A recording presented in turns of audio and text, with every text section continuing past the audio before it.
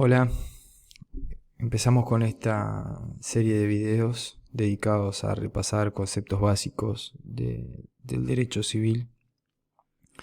En este primer módulo lo vamos a dedicar al concepto a lo referido a las personas. Vamos a empezar con su concepto también. Bien, en la vida en sociedad se dan una multiplicidad de relaciones entre los individuos. Algunas de esas relaciones están previstas por el derecho, están descritas, tanto su modalidad como sus consecuencias. Entonces decimos que esas relaciones son jurídicas. Por ejemplo, si yo me pongo a hablar con una persona en la calle, en principio, si la otra persona se va sin hablarme, no hay ninguna consecuencia prevista, no es una relación jurídica. Sin embargo, si yo le presto el auto a un amigo y en un préstamo de uso y mi amigo no me lo devuelve, eso que hice, dar el auto en préstamo de uso y el incumplimiento de mi amigo, va a estar regulado sus consecuencias en el derecho, en el Código Civil específicamente. Entonces, ¿por qué es importante delimitar el concepto de persona? Porque solo las personas pueden ser titulares de relaciones jurídicas. No puede haber una relación jurídica entre una persona y una cosa. Por ejemplo, entre yo y una mesa. Sino que esa mesa es una cosa, por lo tanto puede ser objeto de derecho, no sujeto de derecho. La palabra nada impide que yo pueda constituir un derecho real sobre esa cosa, un derecho real de propiedad. No es lo mismo que una relación jurídica. Bien, el concepto de persona viene del latín per sonare, que quiere decir sonar fuerte o resonar. Dice Howard en el libro citado que en Roma se le llamaba faciade personare a la máscara que utilizaban algunos actores para que la voz resonara más fuerte hacia afuera. Bien, hay que recordar que en Roma, por ejemplo, habían seres humanos que no eran considerados personas, como pueden ser, como eran los esclavos, por ejemplo, o los sujetos a la patria potestas del pater familias, en las familias. Por lo tanto, se puede decir que el concepto de persona, y en sí el que nos importa, es una categoría jurídica, creado jurídicamente. Es el derecho quien dice, y quien lo ha dicho históricamente, quién es y quién no es persona. La situación hoy en día es que todo ser humano, por el hecho de ser un ser humano, es persona. Y haciendo referencia al derecho positivo, tenemos el artículo 6 de la Declaración Universal de Derechos Humanos de 1948, que dice que todo el ser humano tiene derecho al reconocimiento de su personalidad jurídica. Tenemos también el artículo 21 del Código Civil Uruguayo que dice: son personas todos los individuos de la especie humana. Al lado habla que se consideran personas jurídicas, haciendo referencia a cuando varias personas se agrupan para crear un nuevo sujeto de derecho, que en ese caso se va a considerar, aunque no es un individuo de la especie humana, se va a considerar persona jurídica. Estamos hablando de ficciones.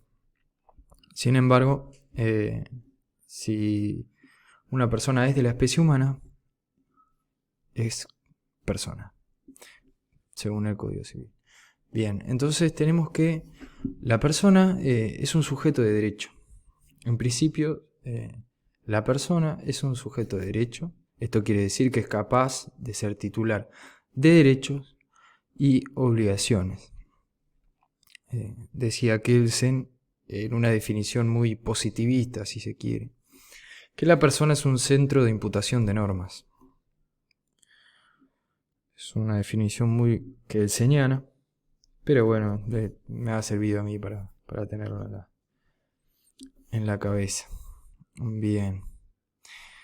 Entonces tenemos ahí la relación jurídica, un sujeto activo, en principio, que tiene el poder. El poder es la posibilidad de determinar en otro la conducta, o sea, determinar la conducta de otra persona, que en este caso sería el sujeto pasivo, que tiene que asumir determinada conducta. Por eso decíamos en parte que las cosas no pueden ser partícipes en una relación jurídica porque no pueden asumir ninguna conducta. Bien, hablábamos que la capacidad es la aptitud de la persona para ser titular de derechos y obligaciones. En principio, todo sujeto de derecho tiene capacidad de goce. No hay que confundir la capacidad de goce con la capacidad de ejercicio. La capacidad de goce la tiene todo ser humano, nada más que por ser un individuo de la especie humana, toda persona tiene capacidad de goce, o sea, puede gozar de derechos y obligaciones. Sin embargo, cuando esa persona quiere generar por sí mismo efectos jurídicos, ya sea por la vía negocial, o sea, mediante negocios jurídicos, que son manifestaciones de voluntad tendientes a producir efectos jurídicos secundados por el derecho, se encuentra con un obstáculo en algunas situaciones, por lo que para determinadas personas la capacidad de ejercicio puede estar limitada. Nos estamos refiriendo también a las situaciones en las que la ley, por ejemplo, a esas personas les impone otra persona que obre o actúe en su lugar, como es el caso de los representantes legales, los padres, tutores, curadores del artículo 258 y 516 del Código Civil. Howard también nos habla del caso de una especie de limitación de la capacidad de goce que se da con el fiador hereditario, que no puede actuar por sí mismo, pero puede ser fiador por herencia. Que es un tema que hay que leer. Bien, de estas relaciones tenemos que salen también derechos subjetivos. Dice Howard que es el poder atribuido y garantizado por el ordenamiento jurídico al sujeto a fin de que se valga de él para satisfacer un interés. La cuestión es que el derecho subjetivo tiene que ejercerse, o sea, los derechos de las personas tienen que ejercerse para poder ser eficaces, si no es inútil. Hay veces que si los ejerce la persona, o sea, si esa voluntad de ejercer el derecho sale de la persona, se dice que es un derecho subjetivo. Sin embargo, se dice que se tutela un interés general cuando el Estado actúa protegiendo a un derecho de esa persona, digamos, porque hay un interés general de por medio, como sucede en el derecho penal. Por último, me gustaría hacer una distinción entre derechos relativos y absolutos, siguiendo también la lectura del libro,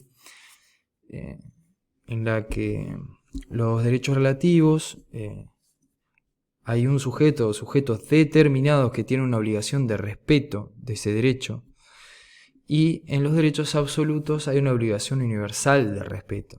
Esto es lo que se conoce como absolutez o oponibilidad erga omnes. En los derechos absolutos, por ejemplo, tenemos los derechos reales o de la personalidad, en los cuales nosotros no tenemos, en principio no sabemos, el sujeto es un sujeto indeterminado, cualquier persona tiene que respetar esos derechos, como el derecho de propiedad, por ejemplo, o qué sé yo, el derecho a la integridad física, cualquier persona. Sin embargo, en los derechos relativos son sujetos en los cuales tenemos una relación que tienen la obligación de respeto.